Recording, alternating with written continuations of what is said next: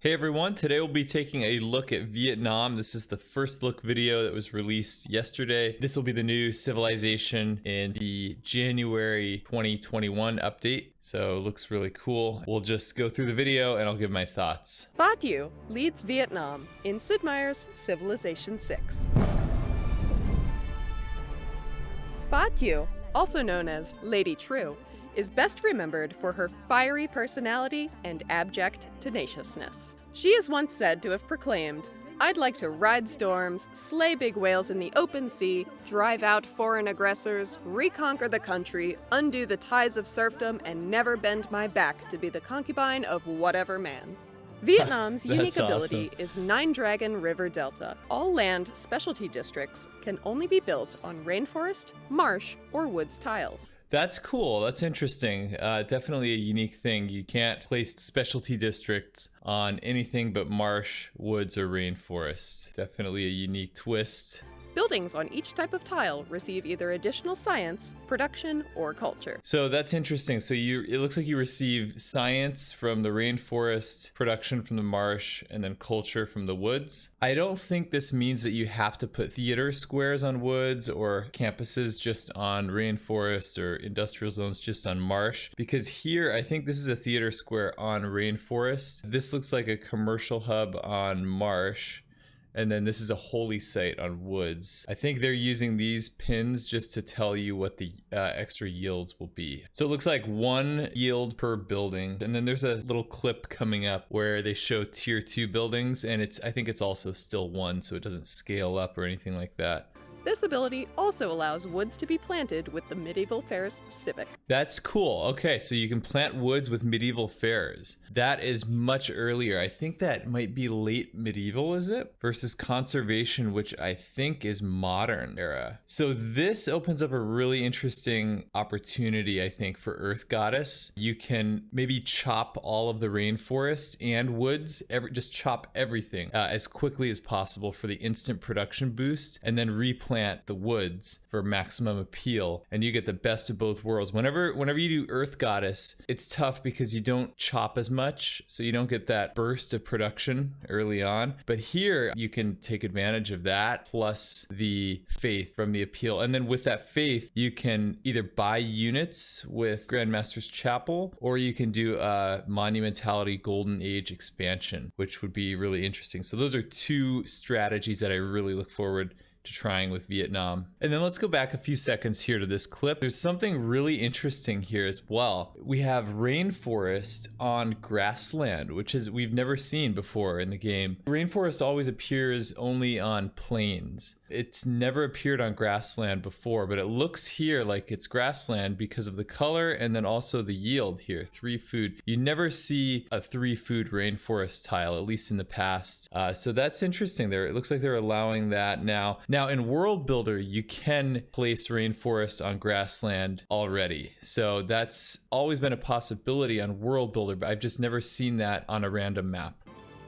Vietnam's unique unit is the medieval era ranged unit, the Voi Chien. Inspired by guerrilla tactics, this unit has additional movement. They have a crossbowman replacement here. I don't know exactly what tech or civic unlocks this, so that would be interesting. But we can see that it gets extra movement here. One of Vietnam's special abilities is they get +1 movement when starting on a rainforest or wood tile, or marsh I think as well. And then that's +2 if it's also in their territory. In this scenario, they met both of those qualifications, so they got +2 movement, getting them to 5 movement, which means this unit must have 3 movement as a base. So it's like a 3 movement crossbowman with some extra abilities, as we'll see here. And can even move after attacking. Can move after attacking, that's cool. It is more expensive than the crossbowman unit. So more expensive, that's a little drawback, but it depends how much more expensive, so we'll see how much more it is. Places, but is stronger when defending and has greater sight. Stronger defensive strength and greater sight. Looks like a pretty good unit, I think. Again, we don't know exactly where it's unlocked and how much more production it costs, but pretty good. Extra movement crossbowman with defensive strength and extra sight. Vietnam's unique district is called the Tien and offers additional culture for each adjacent district. Okay, the unique encampment replacement offers 2 culture for each adjacent district, so that's nice. And then the big thing, not population dependent. You're never choosing between this and more important district. You can always just build this whenever you want. And then an interesting thing here is it's not a specialty district. So it can be placed anywhere. You don't have to just place this on woods or rainforest because that requirement is only for specialty districts. A few other points about this district: it's cheaper, cannot be built next to a city center, and provides tourism equal to culture output after flight. The fact it can't be put next to a city center is a bit of a drawback, but I think the other bonuses more than make up for it. It's really good that it's cheaper than an encampment, unlike the unique unit. So I think this will definitely be a pretty solid district. Culture and great general points. That's a pretty powerful combination.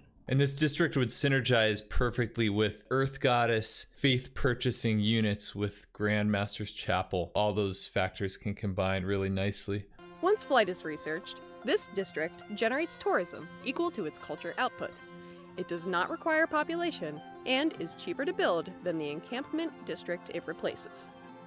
Trieu's unique ability, Drive Out the Aggressors, provides additional combat strength for units fighting in rainforest, marsh, or woods tile. Okay, as we mentioned before, extra combat strength for units fighting in woods, rainforest, and marsh. So it looks like +5, and then it becomes +10 if it's also in their territory. They also get +1 movement on these tiles, and it becomes +2 if it's in their territory. So that's really nice. Early on, it's easier to keep your cities. Maybe you don't need to build as many units if you're trying to expand rapidly. On the offensive attack, it's only +5, so a bit less. +5 and then +1 movement when you're in an opponent's territory. So I think it's pretty solid though for a domination civ. Should be pretty interesting. This bonus is further increased for tiles owned by Vietnam. Beginning a turn in rainforest, marsh, or woods also provides additional movement, which is also further increased for tiles owned by Vietnam. Vietnam can be flexible in its path. So this is interesting here when they place these districts, +3 on this campus, 2 different spots.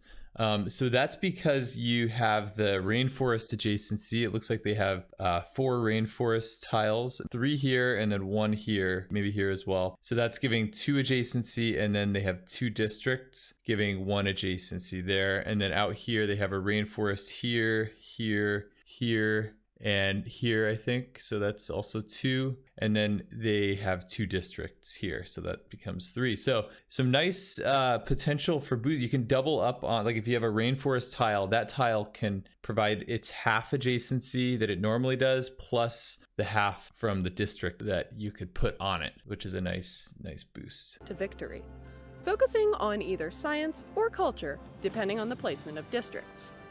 Either way, construct buildings as quickly as possible to leverage.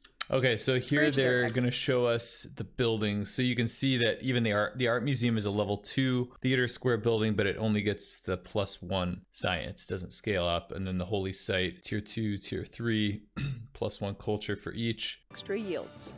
Avoid desert, but don't be afraid to settle in open plains or grassland. That's a cool idea. Yeah, you can just settle in an open area and then plant woods, kind of modify the terrain very early on. As Vietnam can plant woods early.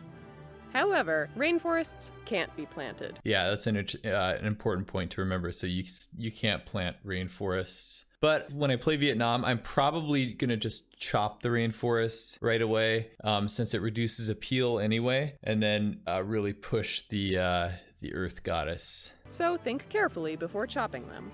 Woods, rainforest, and marsh tiles owned by Vietnam offer the Civ significant tactical benefits, turning Vietnam into a defensive powerhouse. Of course, if you choose your battles strategically. This is interesting here. They have the spearman that started in friendly territory. So it has a base movement of 2, and then it starts in friendly territory on Choose woods, your battles strategically. and it can go all the way to the city. These tiles also allow Vietnam to render some crippling offensive attacks. For these, so that'll be interesting with the unit movement. Maybe some interesting possibilities for strategizing. reasons, watch out for forest fires. So I guess this means that your districts could be burned up by forest fires. I guess that's an interesting risk for Vietnam. And volcanoes, which can be especially devastating for this civilization. Will you ride storms, slay big whales, and reconquer the country? How will you lead Vietnam in Sid Meier's Civilization 6?